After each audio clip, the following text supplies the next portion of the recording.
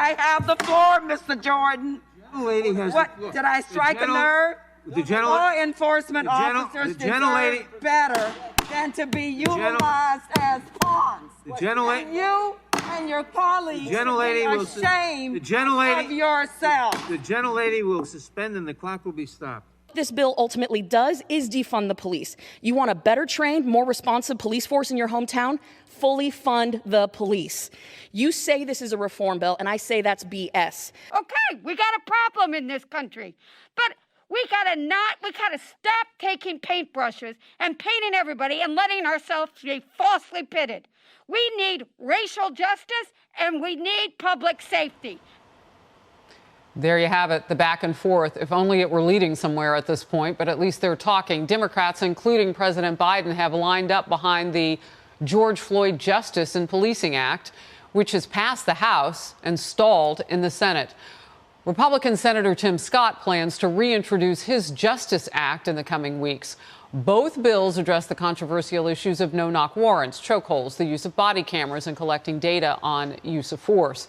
Democrats are picking apart Senator Tim Scott's bill, taking issue in particular with qualified immunity, which gives officers legal protections. Qualified immunity is a very big deal. If you want to destroy policing in America, make sure that every cop can be sued when they leave the house. So there's a way to find qualified immunity reform. Take the cop out of it. Right now, we need to end qualified immunity, period. The thing is this. If you don't hurt people, if you don't kill people, if you are just and fair in your work, then do you need the qualified immunity anyway?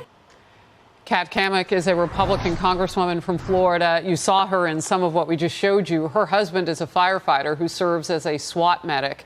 And Joe Grimaldi is the National Vice President of the Fraternal Order of Police. I welcome you both. Congresswoman, I'm going to start with you. And the discussions and the debate is pretty fiery on Capitol Hill. Is it going anywhere? Well, as you can see, things are pretty divided right now in Congress on all issues. But I think we need to step back and realize that this notion of the police versus the community, it's a misnomer. The police officers that serve the communities are members of the police. We have completely, with a broad brush, dehumanized the people that are donning the badge. And that is really one of the big problems that we're seeing. It's us versus them. And in the case of our local police, they're retiring and getting out of policing in droves. In my home county of Clay County, we have over 100 police officers that have resigned since 2018. As the wife of a first responder, this is pretty personal to me because we are part of the community. And to have communities basically turn around and attack their own, this is just creating incredible strife. As far as getting things done on Capitol Hill, I challenged my Democrat colleagues to a ride-along so that they could see firsthand exactly how split-second decisions are made in the heat of a moment where you have to make decisions of life or death in some cases, and yet not single one of them has taken me up on it. So we're going to be doing these ride-alongs and showcasing this for them so they can see firsthand. Congressman, the first time I had you on this program, we talked about that. I was waiting for the update, and now you've given us one. Not a single Democrat has gone along for a ride-along. And, you know, I don't know really how you get a conversation started if you don't go see the issues that someone's facing. This is much like the border crisis. I mean, it seems like we're kind of stuck in a gear here, particularly with Democrats, just based on their actions.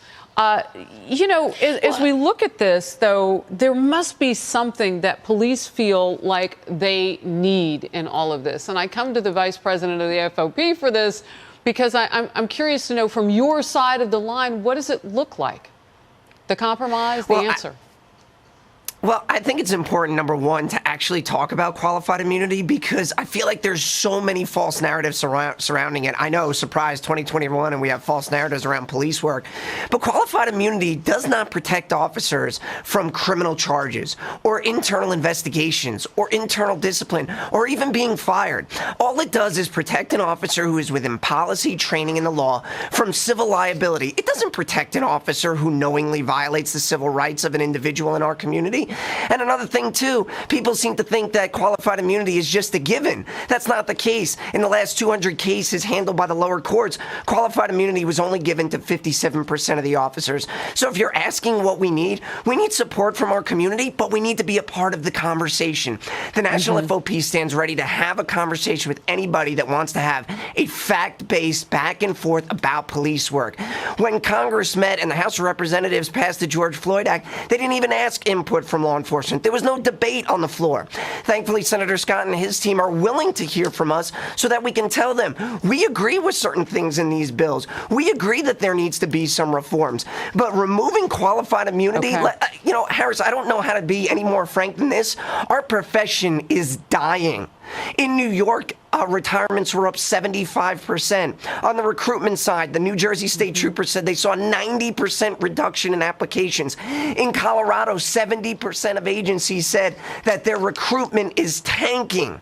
And as a result of all of these things happening in law enforcement, our communities are being harmed. We have seen over 20,000 homicides last year, which is the first time we've been over 20,000 in this country since the 1990s. Our profession is dying. Our community is suffering, and there's not going to be anybody left to take this job. Real quickly, Congresswoman, when you hear the words, our profession is dying, from the Fraternal Order of Police, what message are you taking to Capitol Hill? Just a quick answer on this to give us a preview of the fight, really, that may be coming, because we can't live without law and order.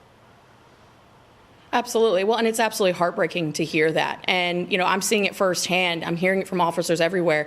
This bill is not a reform bill. This bill is redirecting critical life-saving funds for our departments to groups like the NAACP and the ACLU. It's taking the very equipment that's keeping them safe as they work in the communities that we all love, and it's just stripping them from the ability to actually go out and serve. This bill is dangerous, and if we're serious about investing in our communities and making them bigger and better and stronger, you don't defund police. You don't defund the very backbone of our communities that are working every day to keep us safe. You invest. I don't care if you're Republican or Democrat. You invest in the things that you care about. So if you're serious about getting our communities safer and stronger, invest. You don't divest, you invest. And that is my message to my colleagues on Capitol Hill. And also, I'd say, go see firsthand. You talk a big game, walk the walk. Okay. Thank you to you both. Congresswoman Jo Grimaldi with the FOB. Appreciate your time today.